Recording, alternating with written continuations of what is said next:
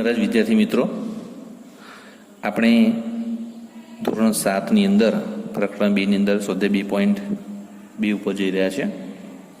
2.2 ની અંદર તમે જોઈ શકો છો કે એક્ઝામ્પલ નંબર 1, એ થી ડીમાં દર્શાવેલી આકૃતિને અનુરૂપ જવાબ 1 થી 4 માંથી પસંદ કરીને લખો. સૌથી પહેલું છે, પહેલાની વાત કરીશું આપણે, 2 ગુણ્યા 1 પંચમાંશ. ઓકે, હવે આપણે અપૂર્ણાંકની અંદર ધોરણ 6 ની અંદર પણ ભણ્યા છે. 1 પંચમાંશનો મતલબ છે 5માંથી 1 ભાગ.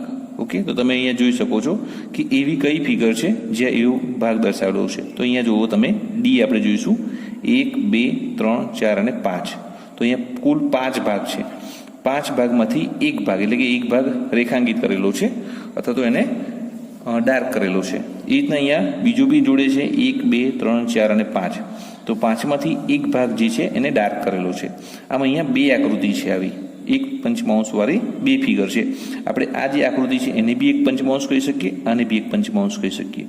તો અહીંયા જે 2 વખત છે, તો એટલા માટે અહીંયા બતાવ્યું છે 2 ગુણ્યા 1 પંચમાંશ. ઓકે, તો આકૃતિ નંબર 1 જે છે એ ડી સાથે સંકળાયેલી છે. તો આપણે જે એનો આન્સર છે એ આપણે એને ડી કહી શકીશું. ઓકે, તો તમારે ત્યાં આની સામે આ બંને આકૃતિઓ દોરવાની છે. નંબર 2 છે, એની અંદર છે આપણે સૌથી પહેલા જે આકૃતિના ભાગ છે એને જોઈશું. 2માંથી 1 ભાગ રેખાંકિત કરેલું છે અને એવું 2 વખત એવી આકૃતિઓ દર્શાવેલી છે. તો અહીંયા તમે જુઓ 2 ભાગ છે, 2માંથી 1 ભાગ રેખાંકિત કરેલો છે. અહીંયા બી 2 ભાગ છે, 2માંથી 1 ભાગ રેખાંકિત કરેલો છે. એટલે માટે અહીંયા બી આકૃતિ 2 વખત છે, 2 ટાઈમ્સ 1/2. ઓકે, તો અહીંયા બી 2 ટાઈમ્સ છે એટલે એને લખ્યું છે. તો એની સામે આપણે આકૃતિનો જવાબ આવશે બી આવશે. ઓકે, હવે અહીંયા આપણે જોઈશું 2/3. આનો મતલબ 3 ભાગ છે.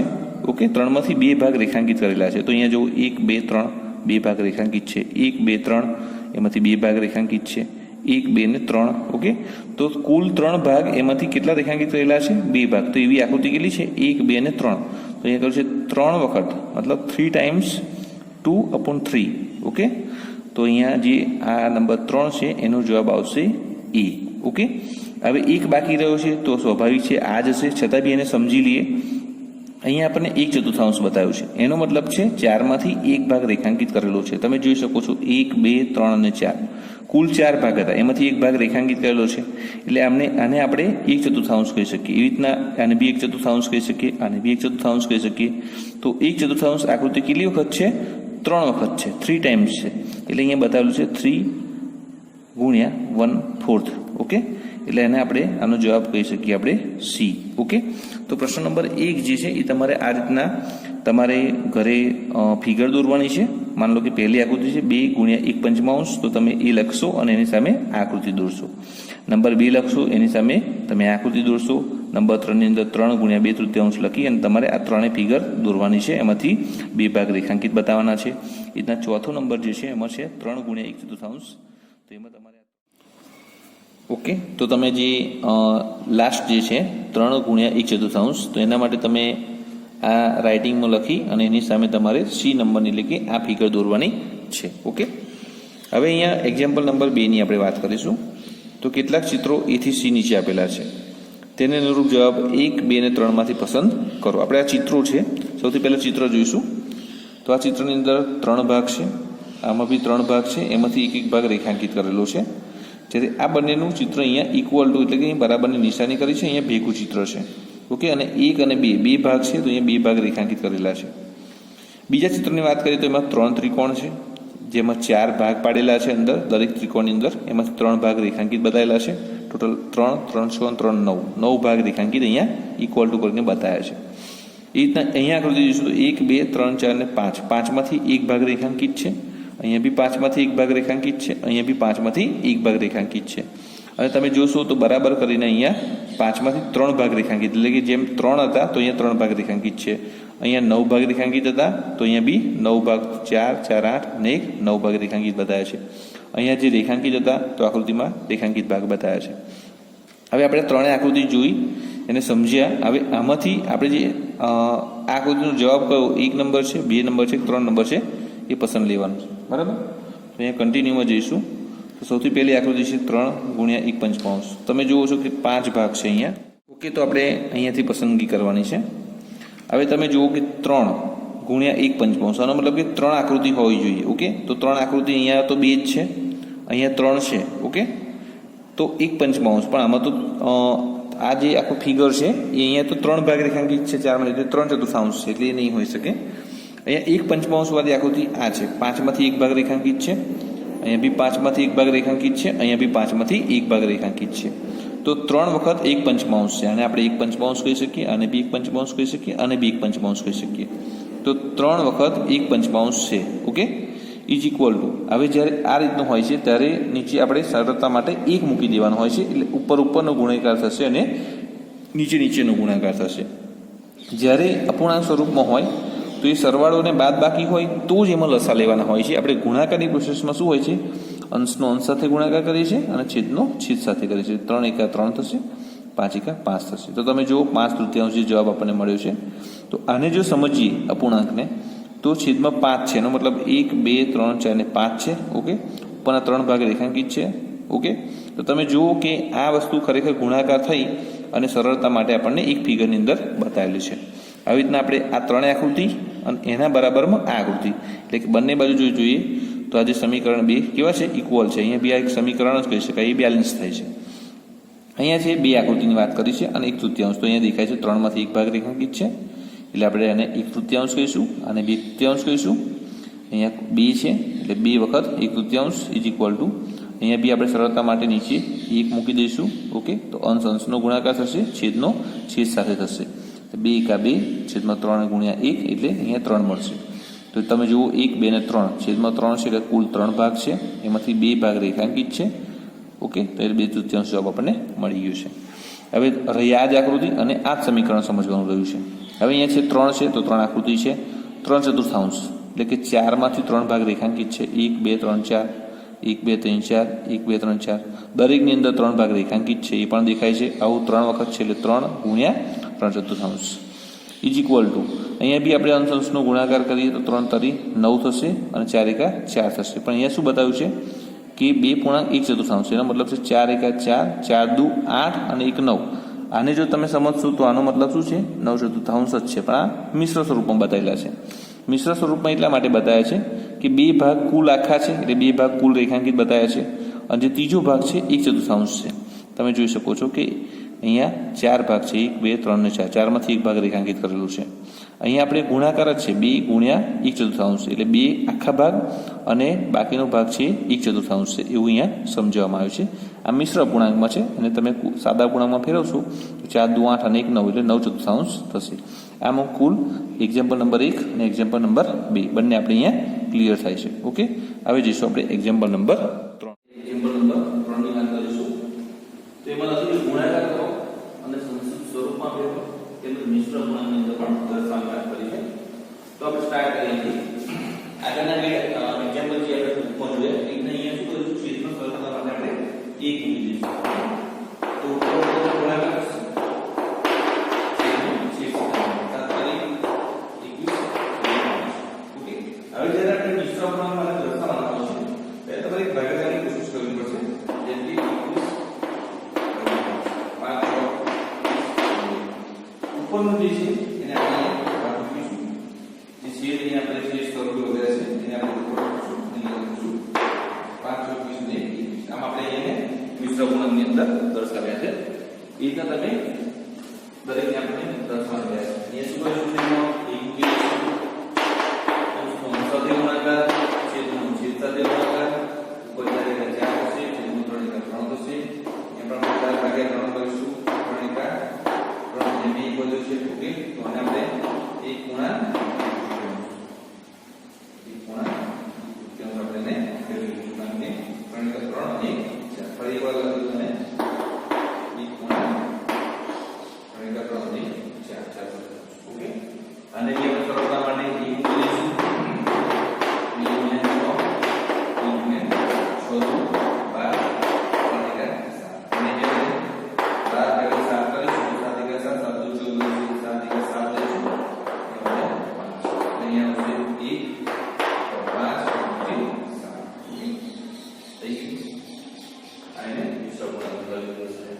7 આની સરળતા માટે આપણે એક મૂકી દઈશું. આ મૂકી 10 સોરી અહીંયા આપણે સ્ટેપ એક વખત લખી દઈએ.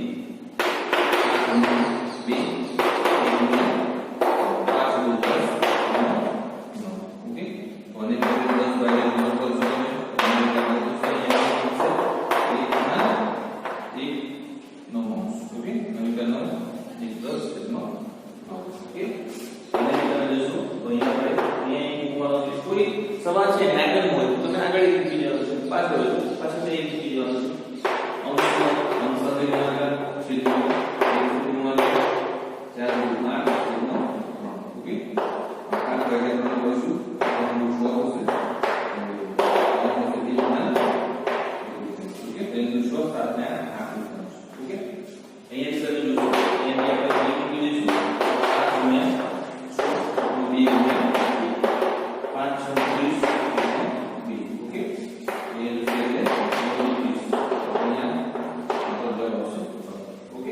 આમ તમે એક્ઝામ્પલ નંબર અને આગળ જોઈશે આપણે 6 છે 7 8 અને તમે જાતે 7 8 9 10 જે ચાર એક્ઝામ્પલ છે તમે જાતે કરી શકો છો. એ રીતના આપણે એક્ઝામ્પલ નંબર 4 પર જોઈશું.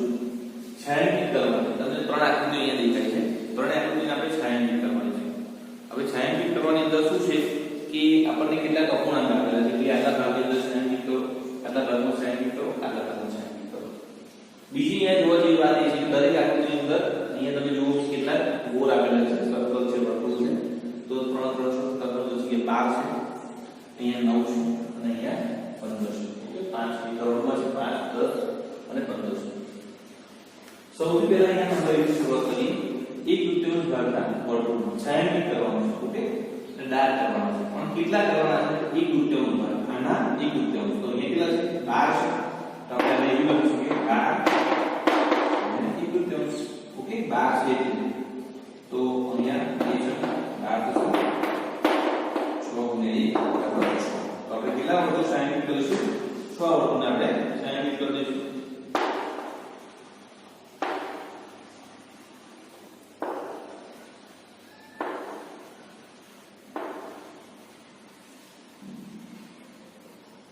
ઓકે એક ક્લિયર. અહીંયા લખી 2/3 ભાગના ત્રિકોણમાં કુલ ત્રિકોણ કેટલા છે? 3 3 6 અને 3 9 છે.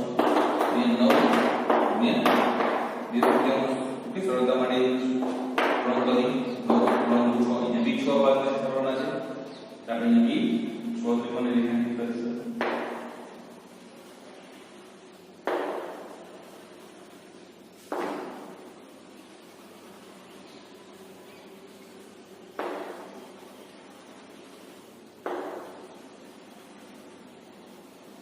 ઓકે એ રીતના 3 નંબર જોઈશું. એમાં કોઈ 3 પંચમાંશ ભાગના ચોરસમાં રેખાંકિત કરો. કુલ કેટલા છે? 5 5 10 45 15 15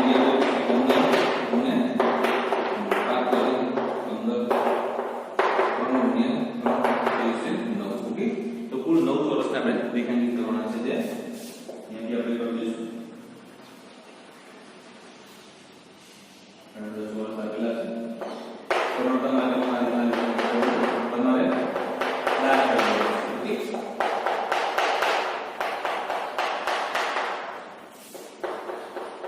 તમારે ડાર્કના બધાને ડાર્ક બતાવવાનું છે. ઓકે 5 6 7 8 અને તમારે આ બધાને ડાર્ક બતાવી દેવા છે. કુલ 9 આપણે ડાર્ક બતાવેલા છે. તો અહીંયા તમે એક્ઝામ્પલ નંબર 4 આપણે ક્લિયર છે. બહુ સિમ્પલ એક્ઝામ્પલ હતો. બીજા એક્ઝામ્પલ નંબર 5 તો આપણે એક્ઝામ્પલ નંબર 5 જોઈશું. અહીંયા 24 અને 46 દરેકના વિકલ્પ. સૌથી પહેલા આપણે નંબર 1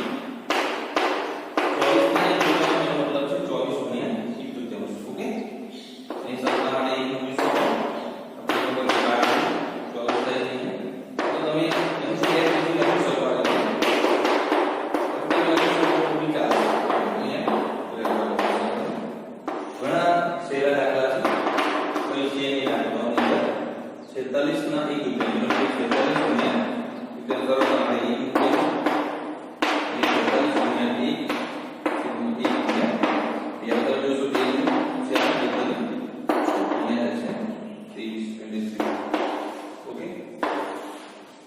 બી માં જોઈશું નંબર 1 18 ના 2 રૂપિયા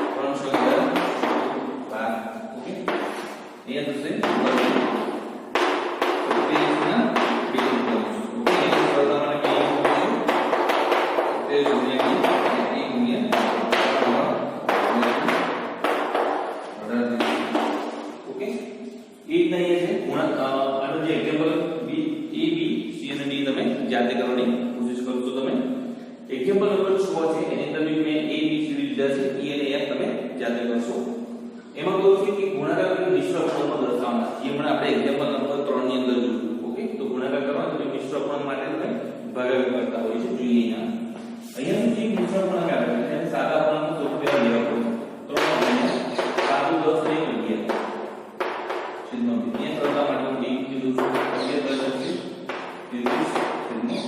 ઓકે આને તમારે શું કરવાનું છે મિશ્ર અપૂર્ણાંકમાં પાછા ફરીથી લેવાનું છે ઓકે તો તમે અહીંયા આપણે ભાગાકારની ક્રિયા કરી